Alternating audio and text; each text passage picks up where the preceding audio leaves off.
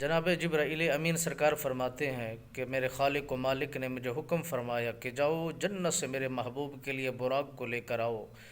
تو میں جب جنت کے اندر جا پہنچتا ہوں تو ایک دوسرے سے حسین براق لگتا ہے، اور ہر کسی کی چاشنی علیحدہ علیحدہ ہے، ہر کسی کی محبت ایک دوسرے سے بڑھ کر ہے۔ وہ رسول اللہ صلی اللہ علیہ وسلم سرکار کی محبت و پیار میں گمشد ہیں، مگر ایک ایسا براق ہے جو کونے میں بیٹھ کر آنکھوں سے آنسو برسا رہا ہے، نیر بہہ رہے ہیں، وہ آزار و قطار سے روئی جا رہا ہے۔ تو فرشتے نے پوچھا کہ اے براق، تجھے کس بات نے آج رلا دیا ہے؟ آج تو خوشی کا دن ہے، جشن کا دن ہے، میرے آقا نامدار صلی اللہ علیہ وسلم سرکار لامکانوں کا سفر فرمائیں گے، سیر فرمائیں گے، زمین کو ساکت کر دیا جائے گا، زمین کا نظام درم برم کر دیا جائے گا، نبی کے آسمانوں پر سیر کرنے کی وجہ سے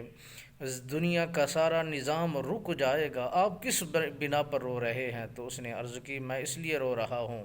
میں ان جیسا حسین نہیں ہوں، ان جیسا خوبصورت نہیں ہوں، ان جیسا لاجواب نہیں ہوں، یہ مجھ سے زیادہ حسین ہے، اور میں 40 سال سے کھانا پینا موقوف کر کے بیٹھا ہوں، محبت نبی میں ہوں، میں الفت نبی میں ہوں، میں عشق نبی کی شمع میں اس طرح ڈوب چکا ہوں، مجھے نبی کے علاوہ کچھ کھانے کے لیے جی نہیں کرتا۔ اور جب سے میں نے سنا ہے کہ نبی رحمت للعالمین سرکار نے معراج کرنا ہے، سفر کرنا ہے، براق کو سواری بنا کر وہ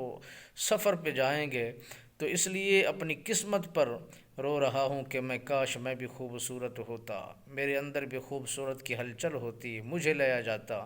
جبرائیل امین پاک فرماتے ہیں بس اس کی یہی عاجزی اسے کامیاب کر کے لے جاتی۔